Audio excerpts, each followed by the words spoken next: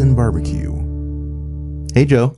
Hey, Andy. And hey, everybody listening. Welcome to another episode of Boost, Booze, and Barbecue, infusing your life with a little smoke and char. How is everything? Everything's going great. It's been a good week. We're coming off of Geneva 2018. Yeah. And there have been some pretty amazing things coming out this year. And I've been following some stuff on Drive Tribe, which if you're not familiar with Drive Tribe, it is the social media brainchild of Jeremy Clarkson, Richard Hammond, and James May of the Grand Tour, formerly of Top Gear. Always will be Top Gear. Let's be real. Yeah, because the new Top Gear without them is not Top Gear. It just isn't. No. So I don't really mind Joey. I mean, I never really watched Friends, but I'm sure he's a fine person. But, right. He's just not doing it for me. Yeah. There was an article on Drive Tribe a couple of weeks ago, and I think it was from Shifting Lanes, and they spared no feelings about the new Drive Tribe, or I'm sorry, about the new Grand Tour cast. And even with Grand Tour or Top Joey, Gear? I'm Top Gear. Top Gear. Top Yeah, Gear. yeah. Did I say Grand Tour? Yeah. Dang it! I meant Top Gear. Sorry. Hear what I mean, not what I say. Exactly. Yeah. Yes. Thanks. No, but they basically their biggest problem has and continues to be lack of chemistry. Mm-hmm. And they especially went after Mr. LeBlanc and how awkward he is when it comes to talking to people. Anyways, but I honestly, I can't put out any of my own judgment because I have not watched a single episode of Top Gear since the trio left. Yeah, I get it. So I have no idea what's going on with that show, and I don't really care because now there's the Grand Tour, and all I really want to watch is Clarkson, Hammond, and May mess around with each other and do fun yet stupid things in cars. So long, Top Gear. I feel like you're mirroring what everyone else is either saying or thinking. Some people are saying it, other people are just thinking it. But realistically, I think we're all pretty much there, unfortunately. Yeah. I'm struggling to remember who the cast was of the new Top Gear when May, Clarkson, and Hammond left in the first place. It was some comedians that I'd never heard of. Right. Yeah, exactly. Chris Harris was one of them, maybe? I think so. Yeah. Anyway, so Drive Tribe, that's what I was trying to talk about. Yeah, let's bring it back around. Drive Tribe. So when the guys switched over to the Grand Tour, Amazon picked them up and such, they launched a social media app / website called Drive Tribe. And it is my absolute favorite social media app. It's everything about the automotive industry, and you get to pick what is in your feed. So people out all over the world can begin a tribe, and it can be about writing articles, sort of like blogging. It can be about posting pictures. And by the way, we are in no way, shape, or form sponsored by Drive Tribe. And if Drive Tribe would like to change that, feel free to email Jojo at jojo at boostboostbarbecue.com. Please do. I would love to hear from you guys. Actually, I did one of my Drive Tribe posts did get picked to be featured on Drive Tribe here about a month ago. That was super exciting. So it was a post of a whole bunch of pictures I took at the World of Speed Museum up in Wilsonville. Yes. Oh, I love it was the opening weekend of their Corvette exhibit. Yes. And there just happened to be a really what's the word I want to say? A really sort of menacing looking Plymouth Fury. Ooh. Parked in the parking lot, like straight out of the movie Carrie. Ooh. So, taking I'd drive it to a whole new level. Yeah. So that was pretty cool. Anyways, so there have been a lot of stuff obviously popping up on Drive Tribe over the past week about Geneva. And one article in particular that really caught my attention is called The Top 5 Engineering Marvels of the Geneva Motor Show. And that was put out by Michael Fernie. I hope I'm saying that right. Posted in Drive Tribe Car Tech. I love this because we have so many advances in motoring and people don't even realize how much comes from racing. Yeah. And I'm not just talking about tires and suspension, the obvious ones. Well, obvious to people like us, not obvious to pedestrians. Right. That's the least derogatory thing I can say about non-car people.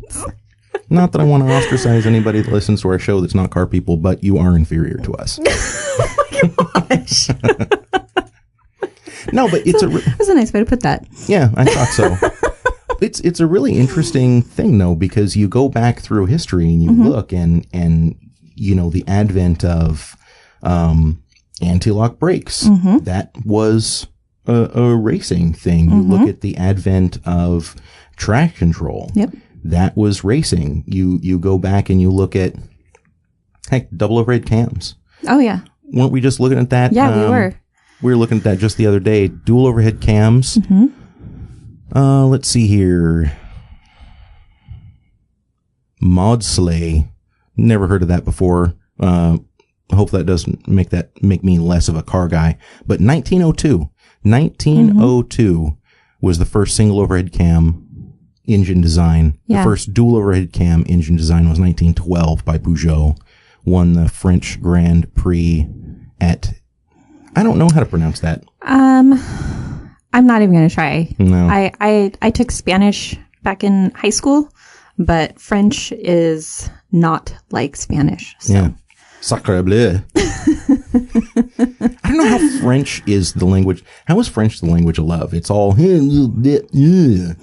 you speak ever French? You have to chew on your tongue. Right, but have you ever spoken to someone speaking English with a French accent? It's very sexy. Oh, it is. Yeah. Oh, I always thought it made him sound handicapped. Well, maybe we have different definitions of sexy.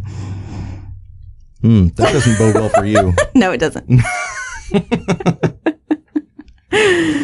No, anyway, but you know what? Anyway, camshafts. Oh man, yeah, camshafts. Yeah. Well, and right down to who among us at this point doesn't have a car or hasn't been in a car that had controls on the steering wheel for things like the radio and such. Right.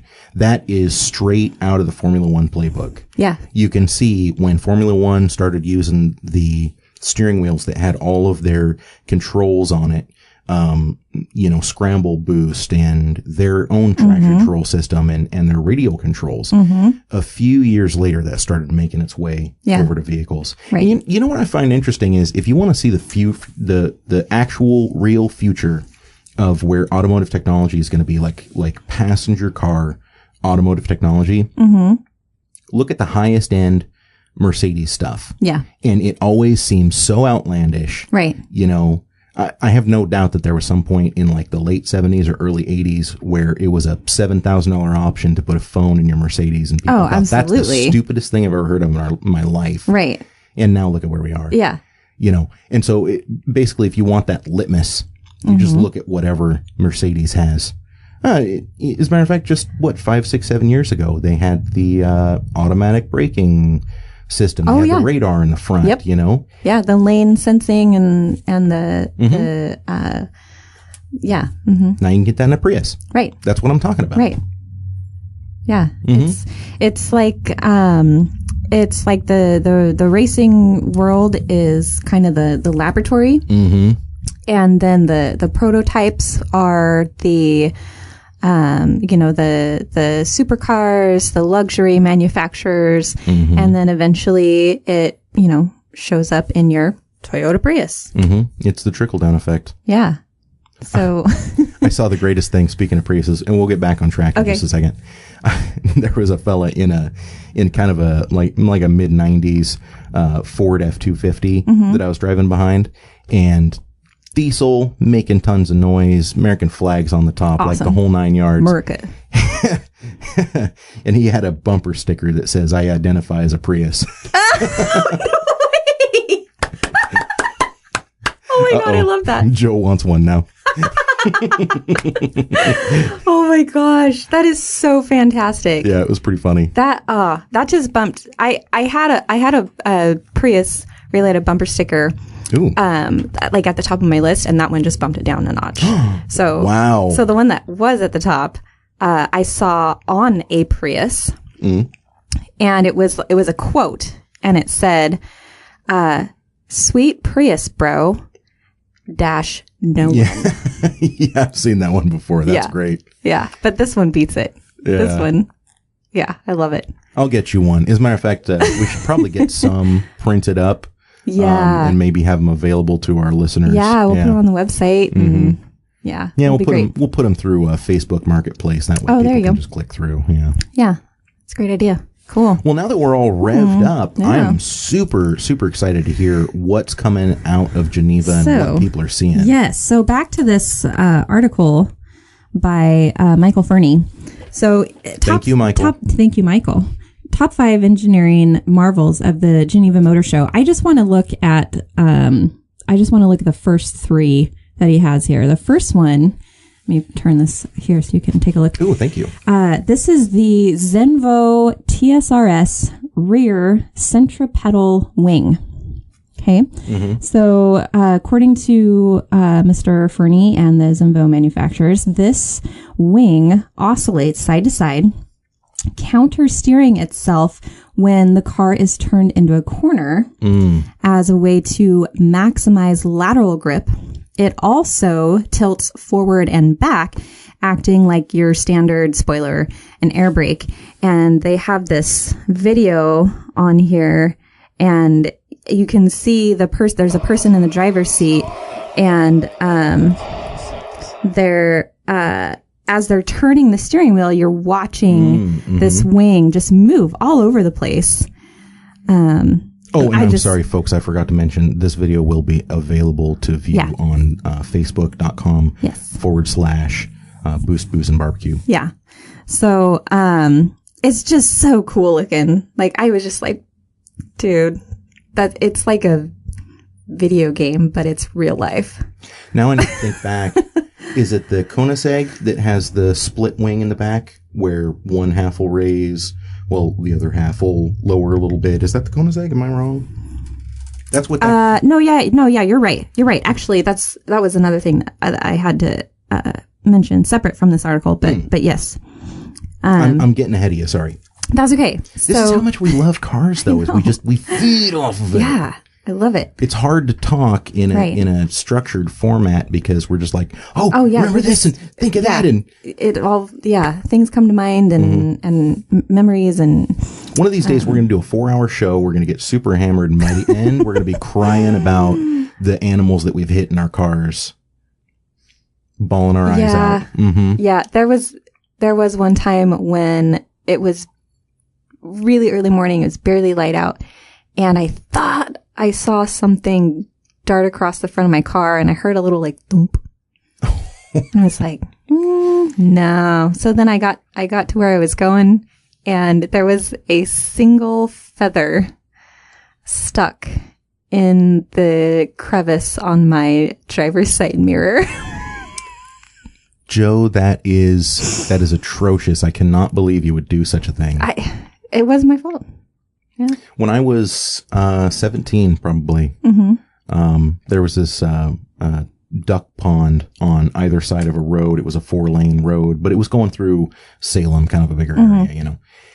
And it was dusk-ish, and there were some cars that were slowing down one lane. I was in a hurry. I wasn't thinking about it. I moved over into the other lane. And it was around a corner, unfortunately, so you couldn't see what they were slowing down for. Well, they were slowing down for a row of geese.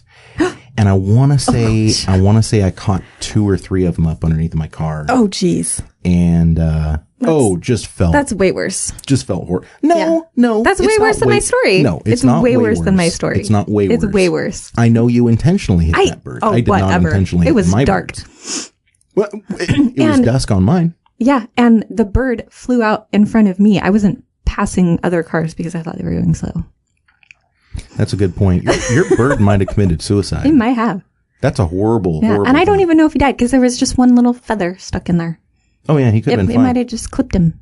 Well, that's why you need a dash cam, is because there may have been like a full-on Matrix move right? where he that would have been awesome. got his wing out of the way just as it caught a feather. Yeah. That'd be amazing. All right. Okay. All this hot wing talk wants me to move on to the next one. Wings. So the next one that comes up in the article is not wing related, but it's Remick and their automated cooling ducts and channels that it says it keeps the battery packs cool throughout sustained periods of hard driving.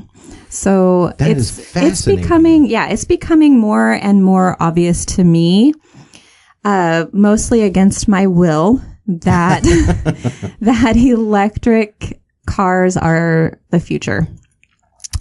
And I'm slowly coming around. I mean, their power outputs are super impressive. But I grew up around classic American muscle cars. That's my heart and soul. So to get in a car that makes no noise is just really counterintuitive to me. But you're not exactly getting into a car that has no noise, though, is the thing. Well, the Remick is all electric. Is it full electric? Yes. Oh, okay. Yeah, that's the one that Richard Hammond crashed at the hill climb in Switzerland. Oh, I love that episode. Sorry, Richard. Somehow miraculously escaped with his life. I still don't know how he made that out of. Yeah. And didn't I read that as those cells, the battery cells, continued to burn and rupture? It burned for like a week straight. Yeah. Because it's a chain reaction. So one will burn, and then when it's done, the next one starts burning, and then the next one starts burning. So it's just, and you just kind of got to let it burn out. Lithium's highly, highly reactive. Yeah. If there's enough moisture in the air and you have a cell that's been compromised, it'll catch it on fire. Right. So see, I thought that this was going to be something like the McLaren, like the what's it called, the P1, where it's that hybrid. Yeah. Where it's got the most of the supercars are hybrids now. But the McLaren. I kind of like that the Remick is going towards the full electric, though, because the McLaren, not that I'll ever own one and not that I'll ever try to service it, but I have to wonder how complicated a system that would be, because you've got the one 3.8 liter V8 twin turbocharged or something like that. And it's making 720 some odd, 730 horse. Yeah. And then you've got also the electric motors and the battery packs for those and things like that. And like, don't get me wrong, I get it. I love it. You got a car with a combined horsepower of nearly 900. Right. And you've got electric motors that are making, I don't know, like 170 some odd. Right. So it'll still scoot you around for 15 or 20 miles completely under battery power. I like all that. But I do think that where we need to go is one or the other, not necessarily both. Or if you are going to do both, do a motor that's an onboard charging system only. Do a little 2-cylinder diesel that's running a generator that's tending your batteries. Right. Do something more along those lines. That's honestly why I liked the idea of the Chevy Volt. Unfortunately, it falls apart. Right. But well. Oops, did I say that loud? No. I'm a Chevy person, so that's coming from a Chevy person. Yeah, you've got a Mopar tattoo though. I do. Yeah. I do have a Mopar tattoo because I drive a Mopar. I love my old cars that you can't find any parts for that were originally slow. Yeah. So I really need to stop doing that. You should. Yeah. That's really interesting, though. Yeah, so I feel like... What's funneling the air in a specific way around the battery packs to keep them cool. Right. That's really fascinating. Do you remember what the range is on those? It's like 160 or 70 miles, I think. Yeah. So this particular Remick, it's the Remick C_2. It produces 1,914 horsepower and 1,696 pound-feet of electric torque. So at 0 obviously, RPM, I love that. Yeah. So obviously there's a ton of heat going on there. And I feel like this is probably a really big step and a really basic problem with all electric vehicles across the board. Absolutely. So that's exciting. Next thing in the article is the Valkyrie AMR Pro, and it has adopted this shark fin technology from the LMP1 cars. So first thing about this particular car, this is a track-only special. So hang on, when you say LMP cars, you're talking about like the Audi and the Peugeot. Yeah. The prototype Le Mans cars. Yeah. Le Mans prototype 1 cars. Yes. LMP1. So track day only special. Must be filthy rich to own and operate. and in my mind, I'm thinking, wow, this is a whole new level of trust fund baby. You know what I mean? Like, yeah. Who goes down into their garage and it's like, oh, that's my track day car, and it's, you know what I mean? It's got a LMP1 style shark fin on it. That's just nuts. Well, and some of these track only cars, like the Ferrari FXX, track only. Ferrari holds those at their own facility. You don't take that home. Right. You don't get to look at it. Right. You call up Ferrari and you say, hey, I'm going to be using my car at the track, and they go, give us copious amounts of money. We'll bring it to you. Right. Well, and I feel like they're holding your car hostage at that point. Right. Well, and they have their whole buyers club, the Ferrari buyers or owners club. Yeah. Where, for example, James May, is a Ferrari owner, and they are just coming out with the 488.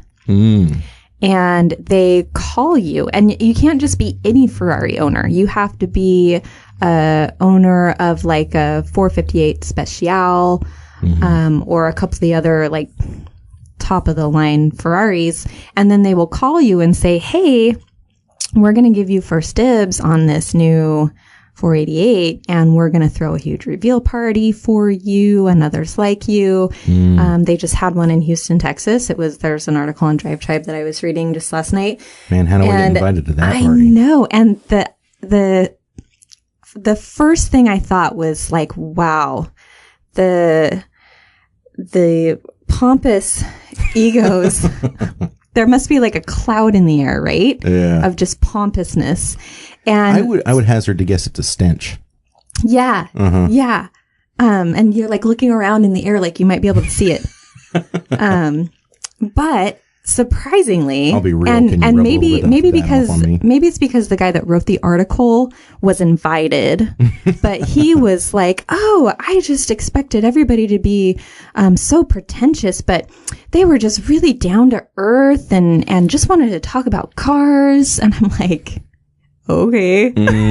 Yeah, as they're dropped off in their Bentley stretch out front in their, $2,000 shoes and suit, and I don't even know what else. Will you be eating the car after the event, sir? Right. Yeah. Anyway, so yeah, that's like a whole nother conversation that came to mind that I was looking at this. But anyways, back to the Valkyrie AMR Pro. So what this says is essentially, because the weight of the car is equal to the downforce value, it could theoretically drive upside down. Do you know how many times they've said that about different cars? Oh, I know. Formula One cars and things. Don't get me wrong. It's not that it's not impressive. It would have to be like the absolute perfect conditions, right? Because downforce does depend on the conditions. Like it does. Yeah. Like it does. James May just put out an article on Drive Tribe. Can you see this theme here where I'm like addicted to Drive Tribe? So this is happening. This is a real thing. Unfortunately, I'm the only one that ever does anything on Facebook. Jojo is in full control of the Drive Tribe. I'm on Drive Tribe too much. Anyway, and he basically compared it to airplanes because the atmospheric pressure and the temperature and tailwind, headwind, all those variables come into play when you're talking about downforce. But anyways, so my thought was, where is all of this technology, first of all, going to take the racing industry? Like what changes, like if we could fast forward like 20 years, 30 years into the future and compare what the racing industry is doing then, like on the track, like what the actual races look like compared to what they are today, with all this, oscillating wing, shark fin, battery cooling technology, like how much faster are they going to be going? Is racetrack design going to change? Are we going to see some of these iconic tracks maybe get a little bit of a facelift? I know exactly where you're going with this. You watch too much Speed Racer. I wrote that down in my notes. Are you reading my notes? No, I just know you really well. I wrote down Speed Racer style racing ? Not to be a total Debbie Downer. I apologize in advance. Yeah.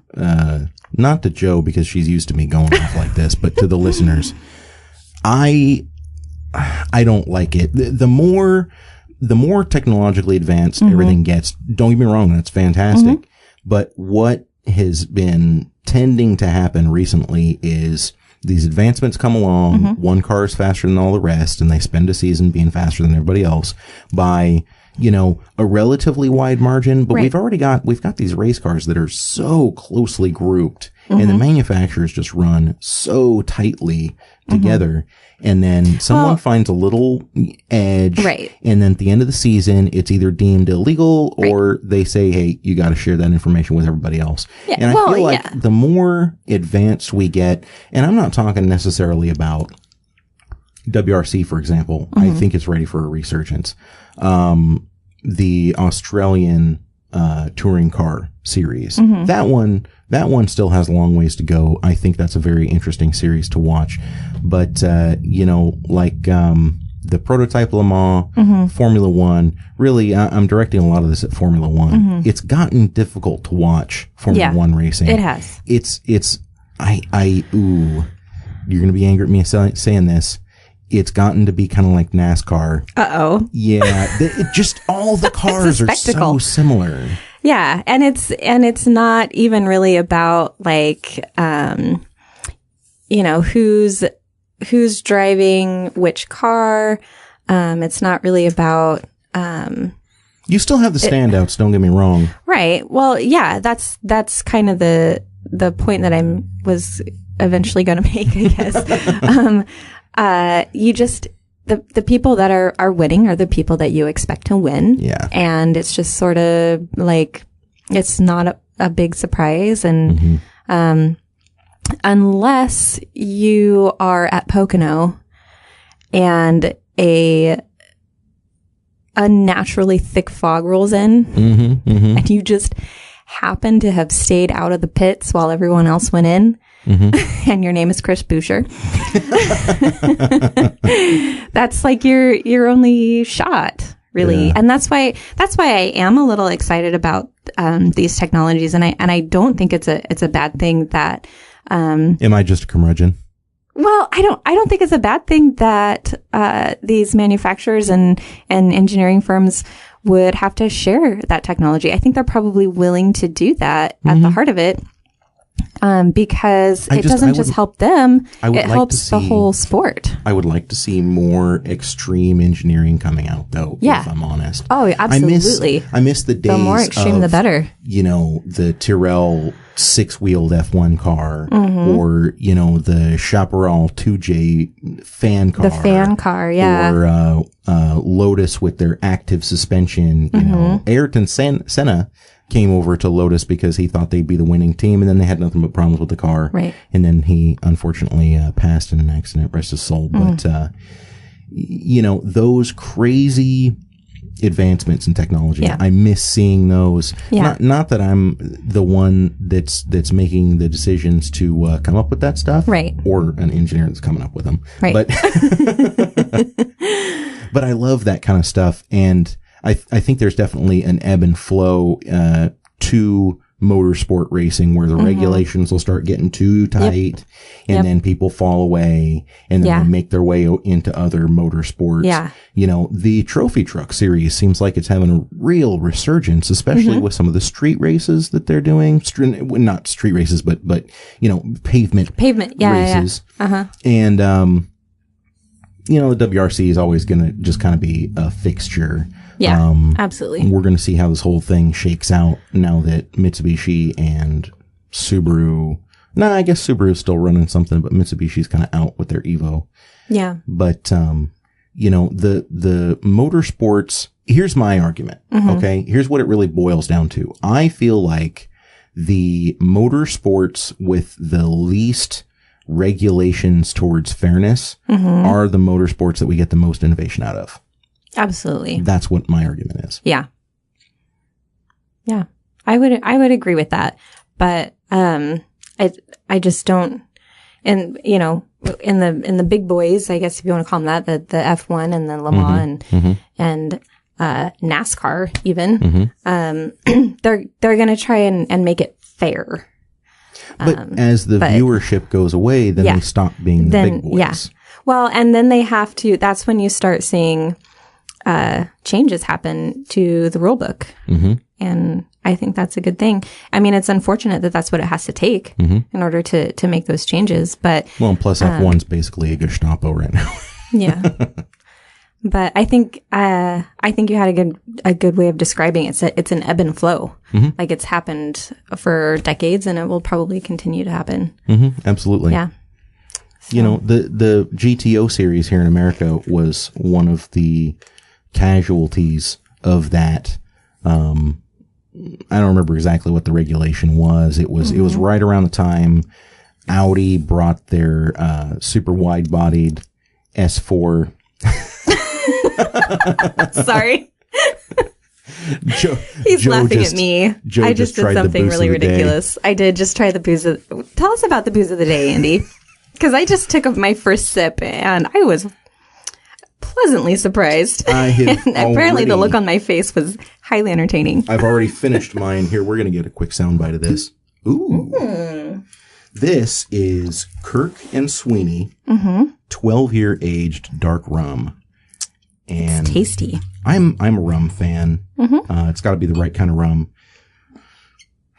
Yeah. Actually, maybe I'm not a rum fan. Maybe I'm just a fan of really good boozes, and so I just drink whatever the best thing is that I can get my hands on. I'm right there with you. Yeah. So hey, that's the booze of the day. It is the booze. Brought to you by Kirk and Sweeney, 12-year. You were saying, or I was saying something. You were saying something before I made that stupid face. I haven't the slightest idea what it was, so let's move on to item 4 on this Drive Tribe article because I'm super interested in this. You want to keep going? Okay. Yeah, well, I keep getting you sidetracked, and I apologize. That's fine. I really only had notes about the first 3, but we can look at number 4. So number 4 is the McLaren Senna. Speaking of Senna. Oh, yeah. GTR. And this ginormous, they're calling it a colossal chin. And they've got a really cute little cartoon there. I'm sure that's supposed to be somebody famous that I just don't recognize because these people are probably... Huh? No, I was making a jab at Formula One. Sorry. Oh, sorry. So anyway, so they've basically, they've taken this... this McLaren, and they've put a ginormous splitter on the front of it. And of course, you know, the front splitter is what keeps the nose of the car grounded. Mm-hmm. And it also helps the air to go over the radiator instead of around it. Yes. Because you're sectioning it off. Yeah. So basically, they're saying that this has been touted as the fastest car around a track that McLaren has ever produced outside of F1. Wow. So that's pretty impressive. That's pretty impressive. Yeah. And it has a really ginormous wing on the back of it as well. It doesn't do all the oscillating, fancy moving thing like the Zenvo TSR has. That totally reminds me though of some of the different modified like racer boy cars that I'll see in Portland, you know. And they've got like a piece of sheet metal that they picked up at the hardware store. Sheet metal, that's high rolling. At the Home Depot. Sheet metal's high rolling. I've seen more plywood. They cut it. Plywood is also very popular. It's a little cheaper, but they've basically cut it into a shape. With probably a Sawzall that they borrowed from somebody. Yeah. And then zip tied it to their bumper. It was supposed to look like a Hello Kitty. Right. I'm such a sadist. I love watching people like that just ram their ridiculous, gaudy homemade arrow into curbs. Yeah. Dude, look at how static low my car is. And then it just destroys the front. Yeah. Anytime they're going over speed bumps or anything, crawling sideways. Yep. Oh, it's so sad. So satisfying. I love rolling up on those people on like the highway or the freeway, and they can't go freeway speeds. They can't. And so you just kind of roll up on them and you maybe give them a little glance and, you know, maybe grab a gear lower too. And then just proceed at a higher rate of speed. As they start posting on Twitter. Right. Yeah, I would have raced her, but whenever my car goes over 55, I get this wicked shake. Right. It's from all my arrow. Yeah, that's what it is, for sure. That reminds me, this was, oh gosh, what was this? This was 15 years ago. I was headed down to Eugene to race a guy. It was a money race, but I knew him. Like, we were just kind of having fun, you know? Okay, yeah. And he had a big turbo Volvo 740. Oh. And it was actually pretty fast. Don't they call those the turbo brick or something? Yeah, like that? turbo bricks, yeah. And I had my 2.5 liter MX3. And we were pretty evenly matched, except for my clutch was going out, unfortunately. But we were having fun. We were racing around, and his brother had one of those Dodge Turbo Caravans, obviously. Oh, sweet. Those things are sweet. Has to, you know. Yeah. But he actually had some stuff done to it. It was faster than both the Volvo and my Oh, MX-3. really? Oh, yeah. Oh, nice. And so we were finished, and it was, I don't know, 1 o'clock in the morning, 2 o'clock in the morning, and we're all having a good time, and we're all hungry. And so he says, hey, I know this restaurant. It's open super late. They're open till 4. Let's go grab some eats and some drinks. And we're cruising down the highway there in Eugene. They call it the Beltline. Oh, yeah. And there is this Mitsubishi Eclipse, and I guess it was a third gen. It was when they first came out, and this guy had some things done to it. It had some wheels and like underbody glow and some stuff like that. Yeah. And so the Volvo goes rolling past him, revs at him. The guy does nothing. I go rolling past him, rev at him. He does nothing. The turbo minivan rolls up next to him and revs at him. What? And at this point, the guy is just like, all right, well, you know what? Okay. I'm feeling confident. And so as soon as, and I could tell exactly what was going on because I'm looking at my rearview mirror wondering if this guy is going to rev at this Eclipse. And then I see both headlights lift. And so I move on over. It's a 3-lane road. And so I move all the way over. Like I'm partially into the shoulder. Whoa. I'm like, let's let these guys do their thing. That van goes blowing past me. And then like 1.5 seconds later, the Eclipse goes by. That's fantastic. That Eclipse, I mean, he grabbed the next exit just as fast as he possibly could. Yeah. Can't live that down. No. How are you going to live that down? Nope. not at all. That's awesome. All right, you got one more. So I got one more. Like, this is an Audi. RS4 RS. Oh, front yeah, canards. RS4R. So, is it, hey, let me ask you this. Is it canards or canards? I've always said canards, but I don't know if that's right. And we know about my history of saying things wrong. So we do. And the 12-year-old boy in me wants to say canards. Right. Yeah.